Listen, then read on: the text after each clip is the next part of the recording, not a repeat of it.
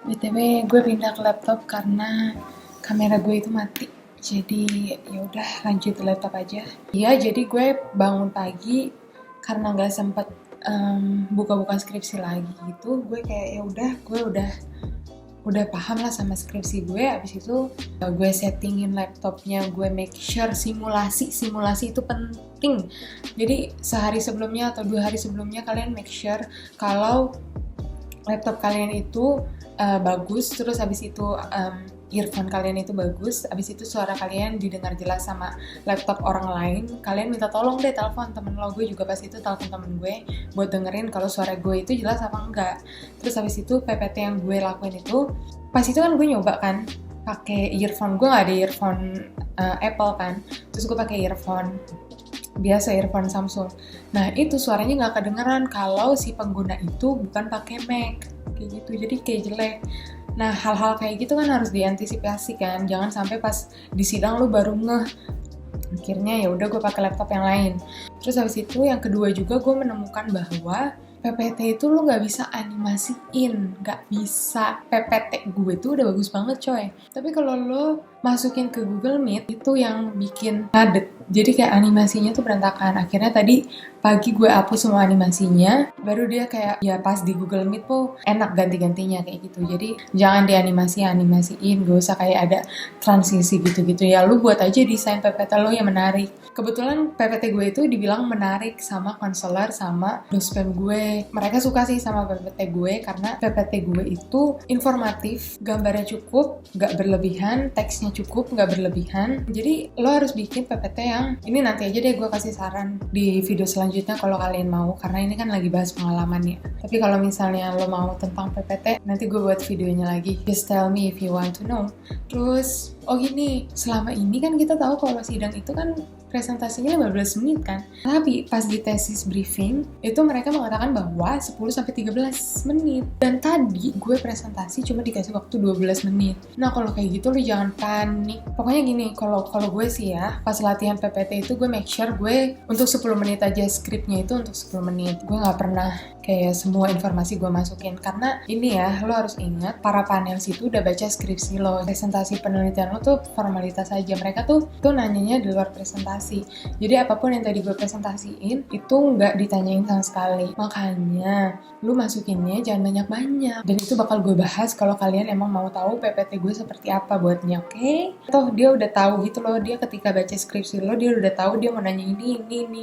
Jadi apa yang lu omongin itu nggak akan mempengaruhi pengetahuan dia tentang skripsi lo. Terus habis itu buatlah skrip lo itu seminimum mungkin, jangan panjang-panjang. Kalau gue bikin skrip itu yang kayak apa yang gue inget aja. Jadi bodoh teorinya harusnya pengertiannya yang ini, gue ambil pengertiannya yang mudah, pokoknya yang nyangkut di otak gue aja. Kayak misalnya nih ya, kalau tadi gue fenomenologi merupakan teori yang gini, itu arti benernya, tapi di otak gue fenomenologi itu mempercayai bahwa apa yang terjadi pada masa ini merupakan hasil dari apa yang terjadi di masa sebelumnya. Ya udah itu yang gue pakai. Jadi lu jangan musingin diri lo dengan presentasi lo harus bagus, nggak usah, karena lu bakal pusing nanti pas ditanya. Gue itu latihan presentasi bab 1 sampai bab 3 itu cuma 4 menit.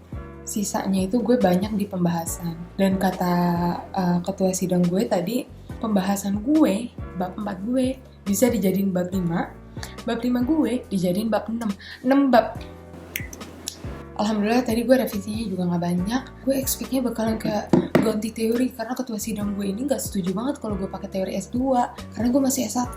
Tapi ternyata dia gak ada kayak gitu. Dia malah kayak, tapi saya apresiasi apa yang kamu lakuin, pengumpulan datanya bagus kayak gitu. Gue pas denger itu kayak alhamdulillah.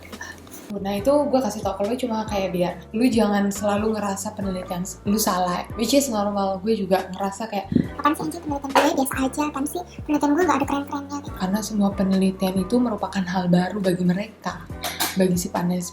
Jadi apa yang lu pikir kayak aneh penelitian lu gini doang, itu pasti hal baru buat mereka gitu loh. Soalnya kan penelitian menemukan sesuatu hal yang baru. Kalau penelitian lu gak menemukan hal yang baru atau menggunakan cara baru atau menggunakan metode baru, pasti lu udah gak bakal disetujuin sama dosen lu untuk neliti itu. Jadi kayak chill. Udah kuncinya nih ya, gue kasih ya. Ini gue kurang baik apa coba? Pokoknya hari H, kalau menurut gue, hari H itu lu jangan pusing-pusingin hal lain. Lu fokus sama omongan presentasi lu aja, that's it. You don't have to worry about who the panelists are. You don't have to worry about if your research is wrong. You don't have to worry about anything. And good luck semuanya yang mau sidang. Just do your best. Just make sure that you understand what you wrote and get rid of that negative thoughts. Nggak usah cari tahu panelis kalian siapa, nggak usah mikirin nanti kalau kalian di sini salah gimana, kalau kalian ditentang gimana, nggak usah. Karena gak ada penelitian yang perfect. seperfect apapun yang kalian buat pasti ada revisi, karena nggak mungkin gak ada revisi, pasti mereka akan mencari kesalahan di mana kamu salah, di mana enggak. Jadi kayak don't be too hard on yourself. Don't think that sidang skripsi is hard, because if you think that it's hard, then it will be hard. Terus habis itu juga gak usah lah dengerin kayak isu-isu Dosennya itu bakal gini loh, dosennya bakal gitu tuh. gue tahu ketua sidangnya itu orangnya kayak apa, dan ketua sidang itu orangnya tegas banget, tapi tadi pas sidang he actually the nicest one, which is weird. And then the malaikat yang selalu menjaga gue, dospem gue, justru memberikan pertanyaan yang membuat gue sangat berpikir. everything can change. Terus habis itu di ruangan skripsi kalian itu siapin minum juga. Terus habis itu kayak make sure you have enough space untuk nulis. Pastiin kayak pencahayaannya terang, jadi lu nya juga bisa dilihatnya enak gitu sama mereka. Make sure simulasi itu penting banget. Make sure earphone lo bener, laptop lo bener, wifi. Ini kalau online ya, kalau offline ya udahlah pakai face shield kan gitu-gitu. I think that's it for today. Kalau kalian ada pertanyaan-pertanyaan lagi, just ask me. Mungkin gue bisa jawab di Instagram langsung, karena kalau sekarang itu gue jawab lewat ini karena pertanyaan Instagram itu terlalu banyak. Akhirnya gue memutuskan untuk kayak ya udah gue jelasin dulu pengalaman gue. Kalau misalnya kalian masih bingung, nanti gue mungkin bisa share lagi. Maaf banget ini video no effort banget karena emang gue udah mau tidur tadi, tapi gue kayak keinget janji sama banyak orang kalau gue bakal ceritain pengalaman gue. Thank you guys for watching. Thank you guys for all the support. Ini udah jam 11 dan gue udah ngantuk banget. Mata gue udah beler banget dari tadi. I just know that what I have shared to you in this video is based on my experience. Terus kalau misal kalian interested untuk tahu PPT yang gue buat dan cara buatnya gimana, poin-poinnya harus ada apa aja, terus habis itu template-nya dari mana dan lain-lain, just let me know. Mungkin nanti gue bakal bantu share lagi. Thank you guys for watching. Kalau video ini membantu, jangan lupa like-nya ya. Bye.